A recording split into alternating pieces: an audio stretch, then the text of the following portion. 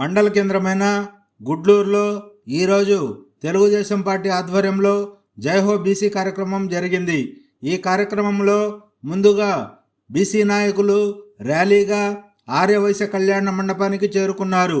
అనంతరం డాక్టర్ బాబాసాహెబ్ అంబేద్కర్, ఎన్టీఆర్, జ్యోతిరావు పూలే ఫోటోలకు పూలమాలలు వేసి నివాళులర్పించారు.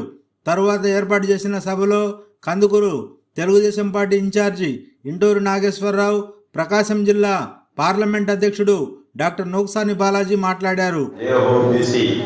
తెలుగుదేశం పార్టీ జాతీయ అధ్యక్షులు, ఈ రాష్ట్రంలో బడుగు బలహీన వర్గాల పక్షపాతి చంద్రబాబు నాయుడు గారు ఈ రాష్ట్రంలో అన్ని నియోజకవర్గాల్లో తెలుగుదేశం పార్టీ ప్రభుత్వ హయాంలో ఏమేమి సంక్షేమ కార్యక్రమాలు అందించాం, ఈ ప్రభుత్వంలో బీసీలకు జరుగుతున్న నష్టాన్ని మీ అందరికీ చెప్పే కార్యక్రమంలో భాగంగా ఈరోజు ఈ జేఓ బీసీ కార్యక్రమాన్ని ఏర్పాటు చేసుకోవడం జరిగింది.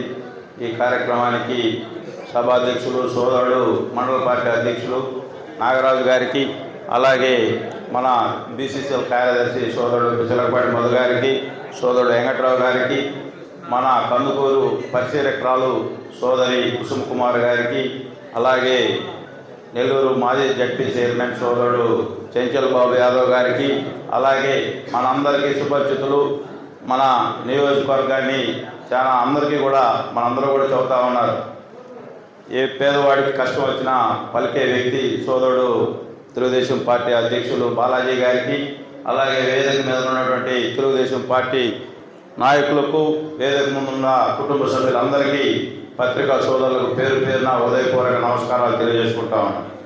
సోదరులారా, గత తెలుగుదేశం పార్టీ ప్రభుత్వంలో బడుగు బలహీన వర్గాలకి ఏ విధమైన సంక్షేమ కార్యక్రమాలు అందించిందో తెలుగుదేశం పార్టీ మీ అందరూ కూడా గుర్తు చేసుకోవాల్సిన అవసరం ఉంది.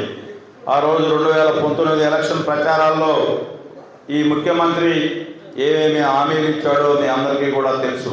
తెలుగుదేశం పార్టీ ప్రభుత్వ హయాంలో బడుగు బలహీన వర్గాల పిల్లలకి లక్షలాది మందికి స్కాలర్షిప్లు ఇచ్చి, అలాగే స్టడీ సర్కిల్ ఏర్పాటు చేసి మీ అందరికీ కూడా నాణ్యమైన విద్య అందించిన మహానుభావుడు చంద్రబాబు నాయుడు గారు అయితే, నేను అధికారంలోకి వచ్చిన తర్వాత మీ అందరినీ కూడా బ్రహ్మాండంగా చూసుకుంటాను, నన్ను ఒకసారి ఆశీర్వదించమని రాష్ట్ర ప్రజలందరూ నమ్మి ఓట్లు వేసిన తర్వాత బడుగు బలహీన వర్గాల ప్రజల్ని ఏ విధంగా మోసం చేసి ఏ విధంగా హత్యలు చేస్తూ ఉన్నాడో మనందరూ కూడా మన వాళ్ళు కూడా చెప్పడం జరిగింది. ఈ రాష్ట్రంలో బడుగు బలహీన వర్గాల ప్రజల్ని నట్టేట ముంచి కార్పొరేషన్ మొత్తాన్ని, వేల కోట్లున్న కార్పొరేషన్ మొత్తాన్ని నాశనం చేసి ఎక్కడ కూడా బడుగు బలహీన వర్గాల ప్రజలకి ఒక్క కార్పొరేషన్ లోను కూడా రాని పరిస్థితి మీరందరూ కూడా గుర్తించాల్సిన అవసరం కూడా ఉంది.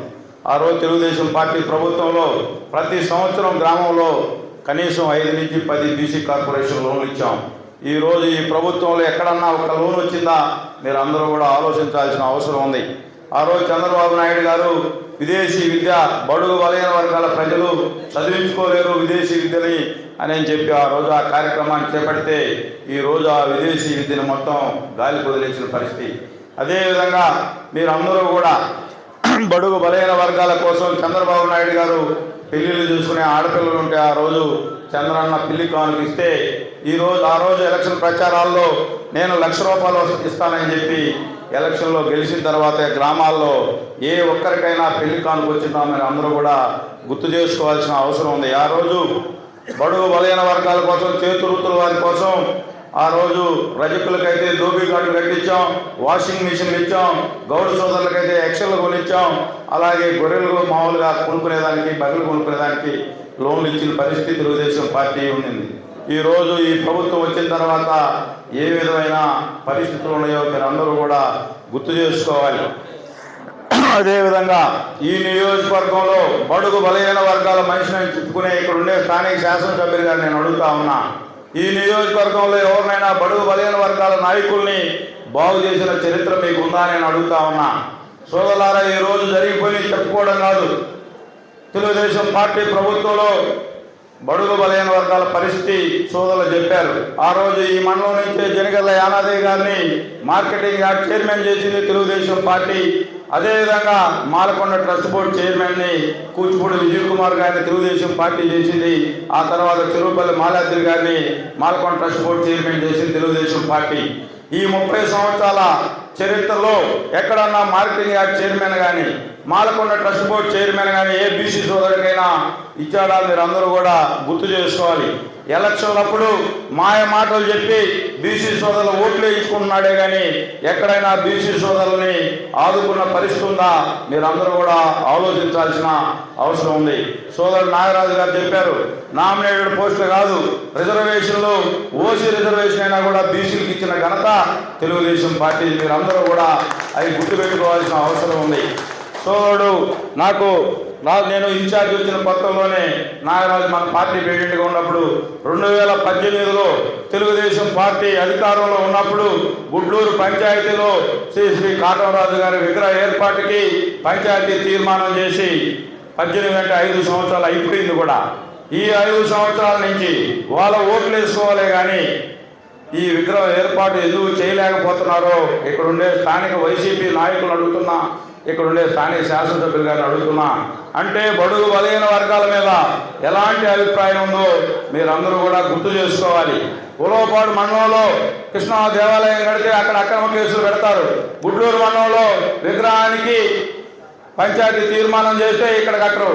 ఉలవటూరుపాలెం మండలం పోతే సానుభూతి ఒలకబోసి మన గ్రామాల్లో కులాల మధ్య కుంపట్లు పెట్టి సంతోషాన్ని పొంది ఎమ్మెల్యేలు అవుతా ఉన్నారు. కానీ ఎక్కడా కూడా బడుగు బలహీన వర్గాల్ని ఆదుకునే పరిస్థితి లేదు. మీరందరూ యువకులు ఉన్నారు, ఇక్కడ ఆలోచించాల్సిన అవసరం ఉంది. 30 సంవత్సరాలు ఈ నియోజకవర్గ ప్రజల్ని చాలా మోసం చేశారు. యువకులు ఇప్పుడైనా కూడా ఆలోచించాల్సిన అవసరం ఉంది. రాజకీయంగా మిమ్మల్ని ఎవరన్నా ముందుకు తీసుకొని వచ్చాడా? 2012లో పూర్సు మాలకొండే గారు ఒక బీసీ సోదరుడు కందుకూరు మున్సిపల్ చైర్మన్ అయితే ఆయన ఏ విధంగా ఇబ్బంది పెట్టారో ఇక్కడ ఉండే బీసీ నాయకులు అందరూ కూడా ఆలోచించాల్సిన అవసరం. లాస్ట్కి ఆయన ఉండే ఛాంబర్ కూడా తాళాలు లేపించిన ఘనత ఇక్కడ ఉండే స్థానిక శాసనసభ్యులు గారిని మీరందరూ కూడా గుర్తు చేసుకోవాల్సిన అవసరం ఉంది. సోదరులారా, మీరు కూడా నేను కూడా మీలో ఒకటిగా కలిసిపోయి నాయకత్వం కావాలా, లేకపోతే ఒక నియంత్రణ దోషం. ఈరోజు తిరిగి నాకు ఎంతో ఇష్టమైనటువంటి అత్యంత ప్రీతిపాత్రున్నటువంటి ఈ మండలానికి రావటం నిజంగా చాలా సంతోషం. ఉదయం చీమకుర్తి మండలంలో ఇదే జైహో బీసీ సదస్సు అయితే ఇవాళ సంతనోతులపాటు మధ్యాహ్నం సంతనోతులపాటు మండలం కూడా వస్తానని మాట ఇచ్చాను. ఒక పక్కన అది పీకుతూ ఉంది. గుడ్లూరు అని చెప్పగానే సోదరులు ఏమైనా నువ్వు రావాలంటే వచ్చి మాట్లాడి వెళ్ళగలనుకున్నాను. వచ్చిన తర్వాత కొద్దిసేపు ఉంటే బాగుండని ఉద్దేశంతో సరే మాట ఇంకోసారి ఏదో ఆ పొరపాటుని అడ్జస్ట్ చేసుకుని వాళ్ళ దగ్గరకు పోవచ్చిన ఉద్దేశంతో ఏదో వచ్చాము కాళ్ళ మీద నీళ్లు చదువుకున్నట్టు వెళ్తే బాగుండదు, ఆ కమిట్మెంట్ రాదు ఉద్దేశంతో మళ్ళీ ఉండిపోవాలన్న ఉద్దేశంతో ఇక్కడ ఉండటం నిజంగా ఇది చాలా హ్యాపీయెస్ట్ మూమెంట్ నాకు. గుడ్లూరు రావడం అంటే ఆ రోజు నాగరాజు చెప్పినట్టు గుడ్లు అంతకుముందు వైసీపీ అధ్యక్షుడిగా ఉన్న ఈ మండలమే నాకు బ్రహ్మరథం పట్టింది. ఈ మండలమే నాకు జిల్లాలో ఒక బ్రహ్మాండమైన గౌరవం తెచ్చింది. ఈ మండలమే నాకు రాజకీయ ప్రాధాన్యత కూడా కల్పించింది. సో ఆ రాజకీయాల్లో ఉన్నాను కాబట్టి ఆ రోజు నాగేశ్వరరావు గారు చెప్పినట్టు పార్టీ ఎక్కడున్నా నేను ఈరోజు తెలుగుదేశంలో ఉన్నా అంతే నిజాయితీగా ఉంటాను, ఆ రోజు వైసీపీలో ఉన్నా అంతే నిజాయితీ కమిట్మెంట్తో పనిచేస్తాను. అయితే నాకు ఉన్నటువంటి లక్షణం ఏంటంటే ఒక పని మీద ఎవరు వచ్చినా వారికి మొహం చూడకుండా పనిచేయడం నా అలవాటు. జిల్లా ప్రజాపరిషత్ చైర్మన్ ఉన్నప్పుడు కూడా చాలా వరకు ఎవరు ఎప్పుడు వచ్చినా నా చేతనైనంత వరకు పనిచేసి పెట్టడం జరిగింది.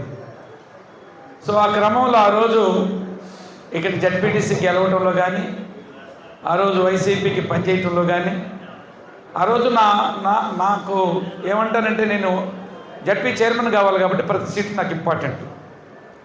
ఒక సోదరుడు నాకు అడిగాడు ఆ రోజు, గుడ్లూరు జడ్పీటీసీ విషయంలో వదిలేయరాదా అని. దుర్మార్గం, ఎందుకంటే ఒక్కటి పోతే యాక్చువల్గా నేను ఆ రోజు 41 గెలవాలి, 40 గెలవాలి. కొంతమంది కుట్ర వలన 31కే దిగా. అక్కడ కూడా ఎక్కడ పెట్టినా రాజకీయాలంటే కుట్రలు, కుతంత్రాలు, మోసాలు, దగ. మనకు తెలియదు మోసం చేయటం, కుట్ర చేయటం, నమ్మిన వాడిని వెన్నుపోటు పడటం. నాగేశ్వరరావు నా మీద విశ్వాసంతో నన్ను పిలిచాడు, వస్తున్నాను. నాగేశ్వరరావు వస్తూ నేను ఇంకొకటి ఆలోచన చేస్తే ఎలా? నాగేశ్వరరావుని గెలిపించాలి, నమ్మకంతో నన్ను పిలిచాడు. అన్నా నువ్వు రావాలన్నా, వస్తే నీకుండా పరిచయాలు నాకు ఉపయోగపడతాయి అని. అంటే నేను వేరే ఉద్దేశం పెట్టుకుని నాగేశ్వరరావు పక్కన రావడం అనేది దుర్మార్గం. నాగేశ్వరరావుని మనస వాచ తెలుగుదేశం పార్టీ అభ్యర్థిగా ఆయన గెలిపించడం నన్ను అడిగాడు కాబట్టి, మీలాంటి సోదరులందరూ నాకు ముఖ్యులు ఉన్నారు కాబట్టి వచ్చి నేను నాగేశ్వరరావు కోసం పనిచేయాలి, ఇంకొక ఆలోచనతో రాకూడదు కదా.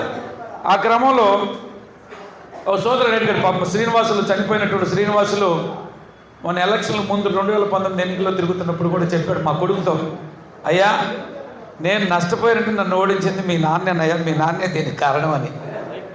ఎందుకంటే నేను చిన్నపిల్లలుగా ఉన్నప్పుడు మేము మా అమ్మమ్మ గారిది సాలిపేట, ఆ రోజు దగ్గర ఇంకా ఆ రోజు నేను బాగా ఒకరోజు నైట్ అనుకుంటాను భోంచేస్తా ఉన్నాను మా అమ్మమ్మ గారి ఇంట్లో. ఇదే శ్రీనివాసులు నాయన, ఆ రోజు శ్రీనివాసులు నాన్న అంటే ఆ 4 గ్రామాల్లో హీరోస్ వాళ్ళు, దేనికైనా చలామణి చేయగలిగిన సత్తా ఉన్నటువంటి వాళ్ళు. ఆయన పోలుగంగు యలమంది గారు అనుకుంటాను, మన శ్రీనివాస్ వాళ్ళ ఫాదర్ పేరు, సర్పంచ్గా ఉన్నాడు. మేము కాలేజీలో ఉండి ఉడుకు రక్తంతో ఎవరైనా వచ్చి న్యూసెన్స్ చేస్తున్నాడు, అక్కడ ఏంటంటా లేచా, కాదులేదు నువ్వు గమ్ముకుంటారా అన్నాడు మా మేనమామ వాళ్ళు. ఆయన ఏదో పెద్ద ఆయనలే, అసలు ఏంది అట్లా అర్హతమైందని. అంటే ఆ రోజుల్లోనే సర్పంచ్గా ఉండి 4 ఈ గ్రామాల్లో పట్టున్నటువంటి యలమంద గారి కుమారుడు శ్రీనివాసులు కూడా నాకు సన్నిహిత సంబంధం ఉన్నప్పటికీ నేను జెడ్పీటీసీగా నా పేరు అనిపించుకొని జిల్లా ప్రజాపరిషత్ చైర్మన్కి వస్తూ హైదరాబాద్ వచ్చి శ్రీనివాసులకు ఫోన్ చేశా. నాకు తెలుసు ఇక్కడ శ్రీనివాసులు చేస్తాడని. శ్రీనితో మాట్లాడిన క్రమంలో, అన్న నువ్వు ఇటు రాగాక నువ్వు ఎక్కడైనా పోటీ చేయంటే, సరే ఏదో జరిగింది, పోటీపై చేసాం. నేను కావాలని ఒక వ్యక్తిని ఇక్కడ తీసుకొచ్చి పెట్టాను. అన్ని చోట్ల కంటే ఈ మండలంలోనే తిరిగి పనిచేశాను. 2వ ఫేజ్లో వచ్చినప్పుడు ఈ మండలంలో తిరిగి గ్రామాన్ని తిరిగి పనిచేయడం కూడా జరిగింది. సరే ఆ రోజుల పరిస్థితుల్లో నాకు జెడ్పీటీసీ కాబట్టి గెలిపించుకున్నాను. అయితే మీకు ఇంకొక విషయం చెబుతున్నాను, నేను ఏదైతే అక్కడ జెడ్పీటీసీ ఓడిపోవటం కానీ ఇక్కడ తెలుగుదేశం పార్టీకి నష్టం జరిగినప్పటికీ తిరిగి మరలా నేను తెలుగుదేశం పార్టీకి వచ్చిన తర్వాత ఇక్కడ ఎంపీపీని కూడా మురళిని తిరిగి ఇక్కడ మనం ఎంపీపీని చేసుకోవడం కూడా జరిగింది. ఒక 5 ఎంపీటీసీలని ఆ రోజు మాగుంట శ్రీనివాసరెడ్డి గారి ఎమ్మెల్సీ ఎన్నికల్లో సాక్షాత్ చంద్రబాబు నాయుడు గారు ఇక్కడ సిఎస్పురం శీలవారిపల్లికి వచ్చినప్పుడు, సార్ నమస్కారం, నోక్సాన్ బాలాజీ, అప్పుడు జడ్పీ చెర్మకొండ, చంద్రబాబు నాయుడు గారు వచ్చే ప్రతి ప్రోగ్రాంకి అటెండ్ అవుతాను. అంటే అప్పటికేం పార్టీ మారాలని కాదు, కానీ జిల్లా ప్రజా పరిషత్ అధ్యక్షుడిగా జిల్లాను అభివృద్ధి చేసుకోవాలంటే ఆ రోజు ఉన్నటువంటి ప్రభుత్వం ముఖ్యమంత్రితో సన్నిహితంగా ఉండటం మంచిదన్నటువంటి ఒక ఆలోచన. ఆ సందర్భం మాగుంట శ్రీనివాసరెడ్డి గారు, బాలాజీ అవసరం ఉందండి నాకు అన్నారు. చంద్రబాబు నాయుడు వెంటనే, బాలాజీ గారు మీరు మా పార్టీలో చేరండి, బాలాజీ గారు మీరు మా పార్టీలో చేరండి. నేను వెంటనే అన్కండిషనల్గా, నాకేంటంటే రాజకీయాల్లో ఏదో ఒకటి అడుక్కోవడం, అది ఇస్తారా ఇది ఇస్తారా బేరాలు ఆడటం నాకు ఇష్టం లేదు. నా నమ్మకం ఏంటంటే నా దగ్గర దమ్ముంటే, కెపాసిటీ ఉంటే నాకు ఏ పదవైనా రాకపోద్దా అనేటువంటి ఒక మరొక నమ్మకం, ఒక విశ్వాసం. సో నేను చంద్రబాబు నాయుడు గారు అడగంగా ఎస్ అన్నాను. మాగుంట శ్రీనివాసరెడ్డి గారికి మాట ఇచ్చాను. ఈ జిల్లాలో 100 మంది ఎంపీటీసీలని ఆ రోజు తెలుగుదేశం పార్టీ వైపు తీసుకొచ్చినటువంటి పరిస్థితి కూడా ఉంది. నేను పోటీ చేసి గెలిచిన పొలాల చెరువులో కూడా 8 మంది ఎంపీటీసీలు, వైసీపీలు కూడా 8 మంది ఎంపీటీసీలు తెలుగుదేశం వైపు తీసుకొచ్చిన. ఇక్కడ ఒక 5 ఎంపీటీసీలు వచ్చారు. మరలా తిరిగి మురళిని చేయడంలో నా పాత్ర కూడా ఉందని నేను భావిస్తూ ఉన్నాను, గుర్తునుకుంటాను జిల్లా పరిషత్ చైర్మన్గా. ఎందుకంటే ఆ రోజు మురళి నాతో పాటు కష్టపడి తిరిగాడు. మురళి నాకు సపోర్ట్గా ఉన్నారు. వీళ్ళందరూ కూడా, మన కృష్ణ కానీ వీళ్ళందరూ కూడా. సరే మల్లికార్జున అంటే అటే ఉండిపోయాడు అనుకుంటా, మా సోదరు దగ్గర బంధువు అయినా కూడా ఒక సందర్భంలో ఉపయోగపడ్డాడు ఆయన కూడా.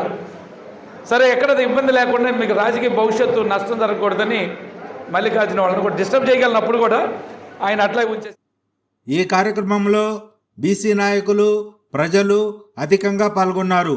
రఫీ, నూరి ఛానల్ కోసం.